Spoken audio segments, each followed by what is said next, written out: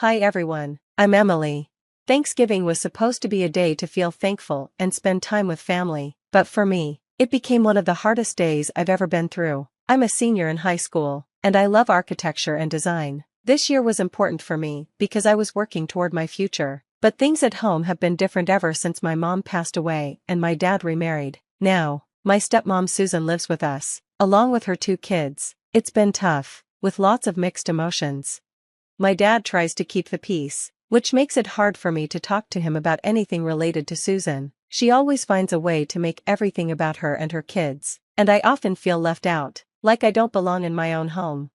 As Thanksgiving got closer, the house was busy with preparations. We were expecting a lot of people, extended family, my dad's close friends, and even some of Susan's friends. Even though I was nervous, I was excited about one thing: my college acceptance letter. I had gotten into one of the best architecture schools in the country, and I planned to surprise everyone by announcing it during dinner. The house smelled amazing, with roasted turkey and pies baking. Everyone gathered around the dining table, chatting and laughing, and for a moment, I felt a little less anxious. I looked around at my cousins talking, my dad telling jokes, and Susan acting like the perfect hostess.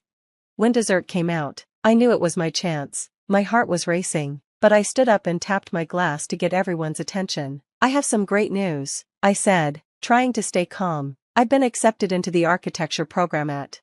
But before I could finish, Susan interrupted me. She spoke in a light tone, but her words were hurtful. Oh, Emily, always dreaming. Let's focus on what really matters, okay? Everyone at the table looked confused, but Susan didn't stop there. She reached across the table, grabbed my acceptance letter out of my hand, and tore it into pieces. The pieces fell like sad little bits of confetti. "This is what I think of your so-called achievement," she said. "It's trash, just like your unrealistic dreams." The room went completely silent, and the air was thick with shock. I stood there, pieces of my acceptance letter scattered on the floor, feeling like my heart had broken just as much. I looked around, hoping someone would stand up for me or say something, but there was only silence, followed by murmurs and awkward looks. My dad, caught between his wife and me, said nothing. With tears in my eyes, I excused myself from the table, the sound of Susan's mocking laughter ringing in my ears as I ran to my room. That night, I realized how truly alone I felt in that house. I came to understand the painful truth that family isn't just about being related by blood, it's about the love and support they choose to give or withhold. This Thanksgiving, I didn't feel grateful. Instead, I was filled with a determination to prove Susan wrong and to reclaim my dreams, no matter what it took. After Thanksgiving, the house was filled with chaos and disbelief. Guests quickly left, whispering as they hurried out. The house felt colder and emptier than ever. In the quiet that followed, I couldn't stop crying. My dad, clearly conflicted, avoided looking at me. His silence confirmed my worst fear. He wasn't going to stand up to Susan, even after everything. Feeling desperate, I called my uncle, who had always been supportive. He picked up right away, and as I told him what had happened, his comforting words gave me a small bit of hope. "We'll figure this out, Emily. This isn't the end of your dreams," he reassured me. The next morning, following my uncle's advice, I met my best friend Alex for coffee at a busy cafe. We came up with a plan. "We need evidence," Alex said, determined. "We need to show your dad who Susan really is, not just because of the college letter, but for all the times she's mistreated you and your step-siblings." Our first step was clear. We needed to confirm my college acceptance. I reached out to the admissions office, explained what had happened, and they were understanding. They promised to send a new letter and an email confirmation. But that was just the beginning. Over the next few weeks, Alex and I quietly started gathering information from people who knew Susan, former friends, colleagues, and anyone who had experienced her manipulative behavior. The stories we collected were eye-opening. Each one revealed more about Susan's true character. She had sabotaged a step-sibling's job application and even isolated my dad from his old friends. As we pieced everything together, the real Susan became clear, a person who was far more controlling and harmful than I had realized. Susan, perhaps feeling untouchable, began pushing her limits even more. She made big purchases without asking my dad, and her behavior at some of his business events upset important contacts. Her arrogance was affecting not just our family life, but also my dad's professional world. One evening, as I was going through all the evidence we had gathered, my uncle called. "It's time," he said. "Your dad needs to see this before Susan causes more harm." Armed with a folder of proof, including emails from the college and testimonies from people who had been affected by Susan. I approached my dad.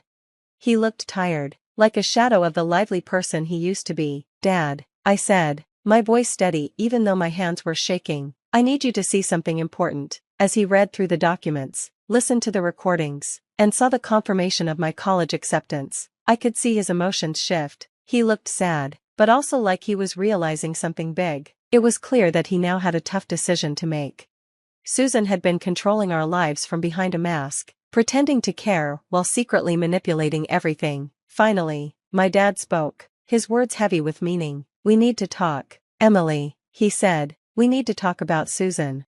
The plan was set for a Sunday afternoon. We made it seem like a casual family gathering, but it had a serious purpose. This was the day I intended to reveal the truth about Susan, not just to my dad, but to everyone who needed to know. We invited a few key people, those who had dealt with Susan and had their own stories to share. My uncle helped organize everything, making sure everyone understood how important this day would be. It was time to bring the truth to light. As we prepared the living room for our guests, my uncle reminded me to stay calm. When people started arriving, the atmosphere was filled with tension and anticipation. Susan greeted everyone with her usual charm, completely unaware of what was about to happen. My dad, sensing something was up, stayed quiet, giving me a questioning look.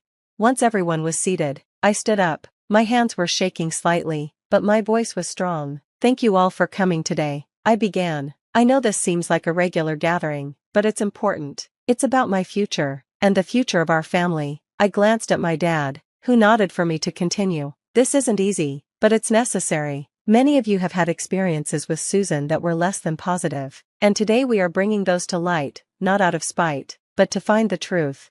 I turned to Mrs. Johnson, a former colleague of Susan's. She shared how Susan had undermined her work project, leading to her unfair demotion. After she spoke, others began to share their stories. Mr. Thompson, our neighbor, talked about a community event that Susan ruined by interfering. With each story, the picture of Susan's manipulative behavior became clearer.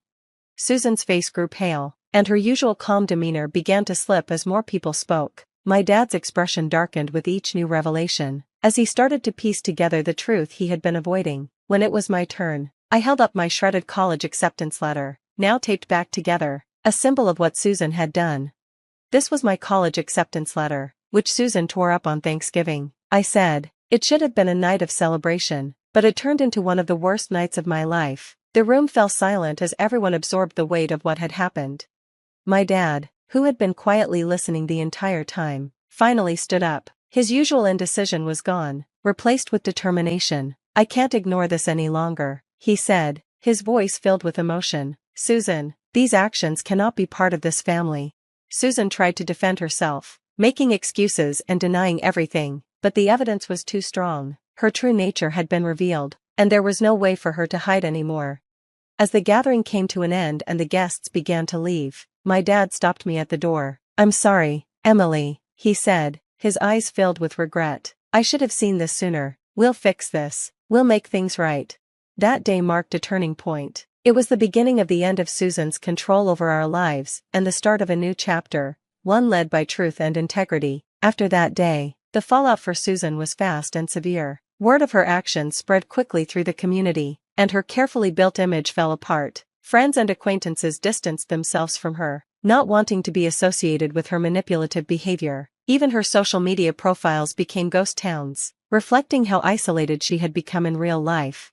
The effects of Susan's behavior didn't just hurt her socially, they also impacted her financially. With her reputation ruined, she found herself isolated from the social circles she once ruled. She lost business opportunities, and the financial strain began to show. Her once carefully controlled world turned into a place of uncertainty and rejection. Meanwhile, with my dad's support, I was able to focus on my future. He helped me reapply to the architecture school, and this time I not only got accepted but also received a scholarship. The pride in his eyes as he handed me the acceptance letter made my heart swell. It was a moment of redemption and a new bond between us. When I moved to campus early, I fully immersed myself in my studies. The college environment was so different from the suffocating atmosphere back home. Here, I wasn't just the girl from a troubled family, I was Emily, the aspiring architect. I thrived in my classes, with my designs praised for their creativity and attention to the environment. The freedom to express myself and be appreciated for my talent was amazing. Back home, my dad decided to file for divorce from Susan. It wasn't easy, but it was necessary for our family to heal. He shared updates with me during our weekly calls, and each conversation felt like a step toward healing the emotional wounds Susan had left behind. A key moment of my new beginning came one sunny afternoon at a cafe near campus. I was surrounded by new friends, chatting with my dad and uncle over video call. I opened another letter from my college, this time inviting me to an exclusive architectural workshop in Europe because of my potential and achievements. As I read the letter aloud, my friends cheered, and my dad and uncle proudly congratulated me. It was a moment of pure joy, showing just how far I had come. My journey, from betrayal to success, was not just about achieving academic or personal victories. It was about taking back control of my life and my identity, which Susan had tried to twist and ruin. This chapter of my life closed with the promise of new adventures, learning, and growth, all built on a foundation of truth, resilience, and the unwavering support of those who truly cared about me. As the sun set over the cafe that day, I realized that the best way to overcome everything wasn't just to survive, it was to thrive. I had proven that no one could stop me from reaching my dreams. That's the end of my story, and I've triumphed over the challenges that were thrown at me. Now, here's a question for you. Do you believe it's always possible to turn personal betrayal into a stepping stone to success? Or are some wounds too deep to heal from? Share your thoughts and experiences in the comments below. If you enjoyed this journey of resilience and redemption, don't forget to like this video and subscribe for more inspiring stories. Your support helps us keep sharing these kinds of narratives. Thank you for watching, and we look forward to seeing your responses.